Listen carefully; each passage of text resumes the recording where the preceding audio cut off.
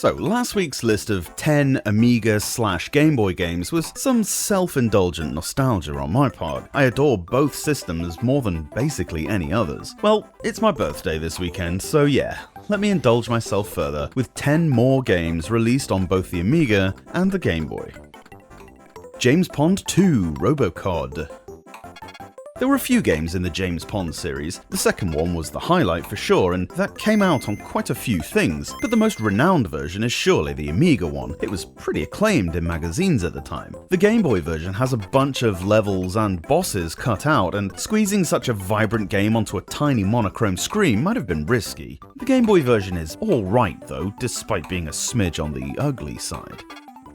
Cool World. Pretty much panned on any console or computer it was released on, and for good reason. It was awful. Dumb game design that, even though I've written a review for the title, still doesn't really make any sense to me. The Game Boy version is at least faithful to the others, eh? Yeah, don't play this, even ironically, on Game Boy or Amiga. Yikes. Kick Off. The Amiga version of this has a weird cult following that I don't quite understand, as the game never quite resonated with me. Sensible Soccer was way better. Still, it's fun, even if not the one I choose. The Game Boy version is a bit naff, unfortunately. Didn't score that well on the best of Game Boy soccer games list I did recently. Prophecy, the Viking Child. I distinctly remember hating the Amiga version of this as a kid, but when I played the Game Boy one for the book, ugh. Seriously, screw everything about this game. Everything that could be wrong is wrong, and then some. It was canned on lots of the consoles it was originally supposed to come out on, thankfully. Also, apparently, there was gonna be a sequel. No. Xenon 2 Mega Blast.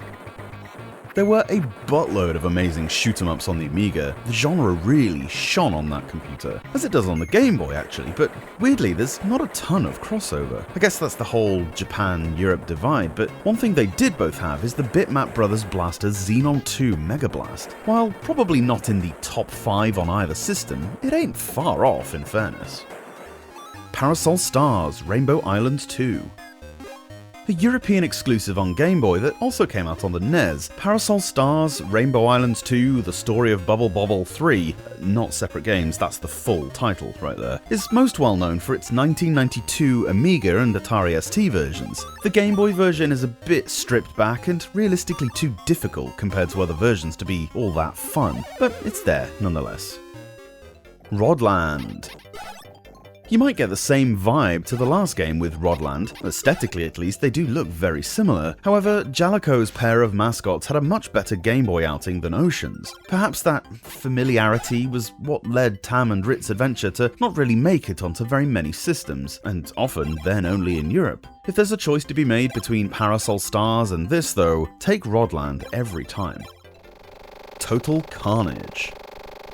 A hit in arcades when it had the twin-stick shooting thing, but quite an average Amiga game all things considered. The Game Boy version was only 3 levels, but they made up for it by making the game stupidly hard. The sprites are way too small, and yet somehow still really ugly. The bullet hell nature of everything kinda renders Total Carnage, well, Total Carnage. Titus the Fox. If really good 2D platformers are your thing, but you've beaten all the famous ones already, may I recommend Titus the Fox. Either the Amiga or Game Boy version will do. They're both really solid examples of the genre that don't get enough love. Controls are tight as heck on this one, which goes miles. Also, the Game Boy Color version is really good. Cannon Fodder. Cheating a little perhaps, because this is a Game Boy Color title, but there aren't 10 GBC/Amiga tie-ins worth talking about, and I had to feature it somewhere. One of those that, yeah, okay, so I'm impressed you got it on the smaller system, but this is undoubtedly one of those that demands a mouse pointer to play well, and kinda how we saw with Lemmings, the characters are typically too small for such a screen as the Game Boy had. So there you go, nice and quick this week. 10 more games on both Amiga and Game Boy.